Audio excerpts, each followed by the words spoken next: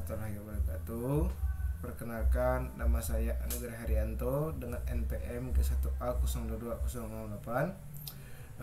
Pada kesempatan kali ini saya akan mempresentasikan tentang framework dalam konteks pengembangan perangkat lunak. Framework itu telah menjadi bagian penting dalam dunia pengembangan perangkat lunak modern.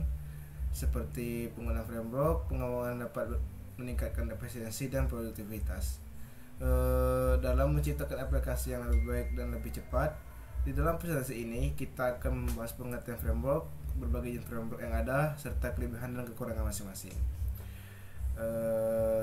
Saya berharap presentasi ini dapat memberikan wawasan yang lebih mendalam tentang pentingnya framework. Tanpa berlama lagi, mari kita mulai dengan pengertian dasar dari framework. Apa itu framework? Framework adalah kerangka kerja yang dirancang untuk memberikan struktur dan pedoman dalam pengembangan aplikasi perangkat lunak.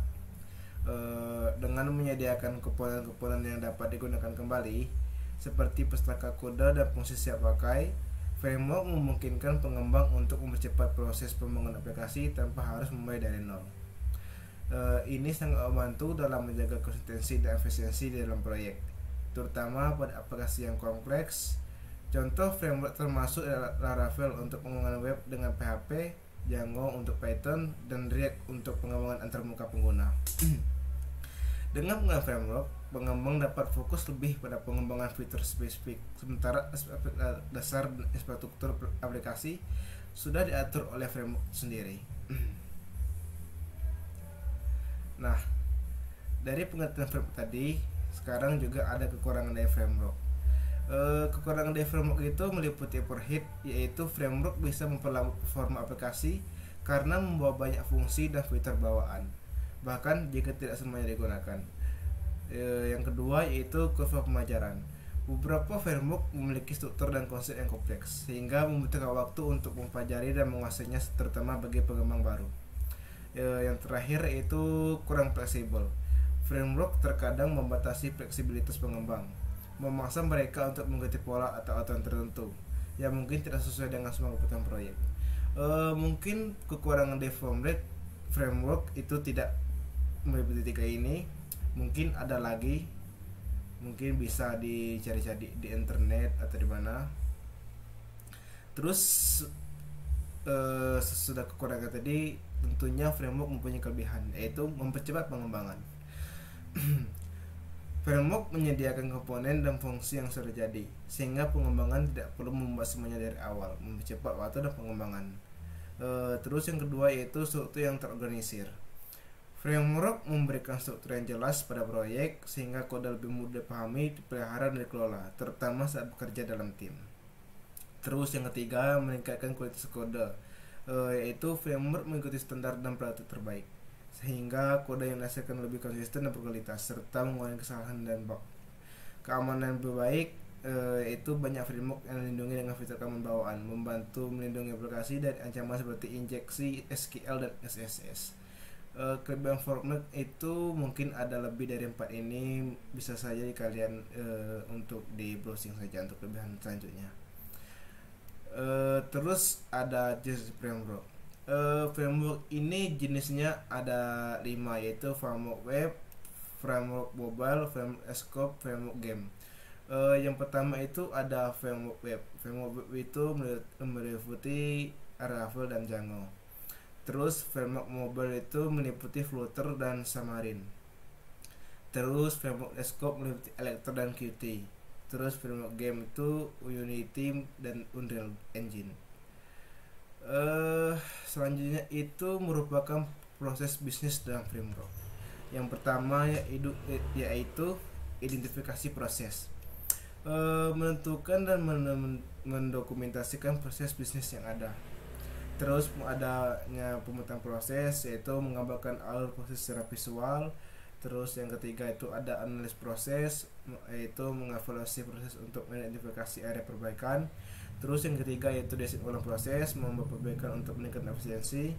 Terus yang kelima itu implementasi, yaitu menerapkan perubahan yang dirancang. Yang keenam itu ada monitoring dan evaluasi, yaitu untuk mengawasi kinerja proses terimplementasi. Terus yang ketujuh itu ada peningkatan berkelanjutan, yaitu melakukan peninjauan berkala untuk perbaikan lebih lanjut. Nah, sekarang itu kita akan membahas itu salah satu framework web yang sering umum digunakan, yaitu Laravel. Laravel itu apa sih? Laravel adalah sebuah framework open source yang dirancang untuk pengembangan aplikasi web menggunakan bahasa pemrograman PHP. Framework ini terkenal karena kemudahan penggunaannya dan sintaks yang elegan, yang memungkinkan pengembangan untuk membangun aplikasi dengan lebih cepat dan efisien.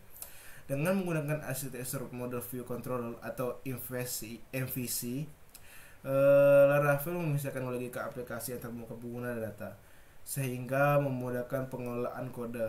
Fitur unggulan lainnya termasuk sistem routing yang sederhana, ORM equipment untuk interaksi dengan basis data, serta fitur yang keamanan ini yang melindungi aplikasi dari perlindungan seperti CSRF dan XSS. Selain itu juga Laravel ini mendukung pengujian otomatis yang memungkinkan pengembang untuk menulis dan menjalankan tes untuk memastikan aplikasi berfungsi dengan baik. Dengan kombinasi fitur ini, Laravel menjadi pilihan populer bagi pengembang dalam pengembangan aplikasi web modern.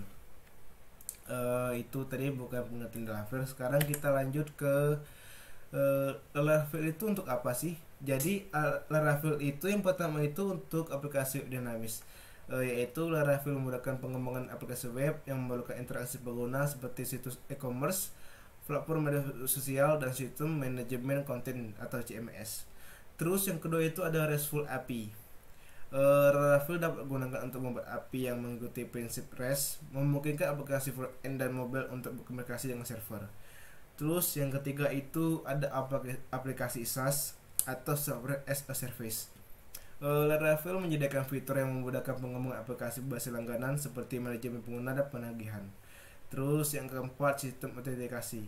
Laravel memiliki sistem autentikasi bawaan yang memungkinkan pengembangan untuk dengan mudah menemukan fitur pendaftaran, login, dan pengenalan pengguna. Nah, sekarang kita akan membahas cara Laravel. Laravel itu cara kerjanya gimana sih? Yaitu pertama itu permintaan atau request, yaitu pengguna yang mengirim permintaan ke server. Terus ada routing, Laravel menentukan rute yang sesuai dan menghubungkannya dengan controller. Terus yang ketiga itu ada controller menangani permintaan dan berinteraksi dengan model jika diperlukan. Terus yang keempat ada model mengolah data dan berinteraksi dengan basis data melalui Eloquent ORM. Terus yang kelima ada tampilan atau view, data dikirim ke tampilan untuk dirender menjadi HTML.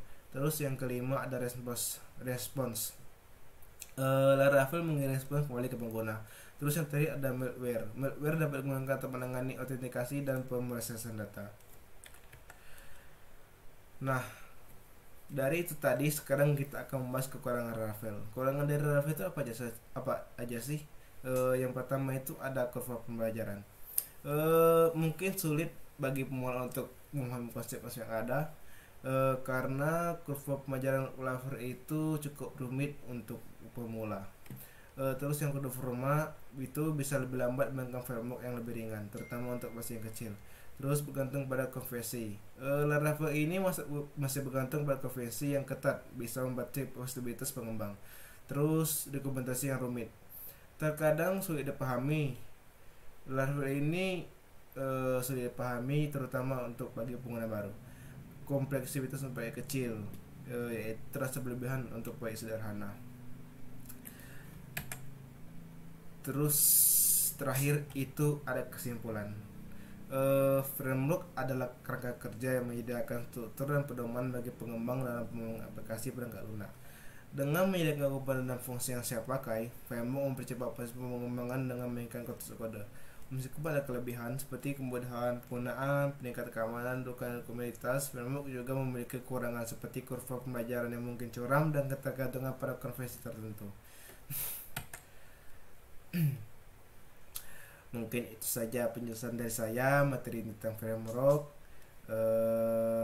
Mungkin bisa mendapat pengetahuan yang berguna dari presentasi ini. Saya akhiri. Terima kasih. Wassalamualaikum warahmatullahi wabarakatuh.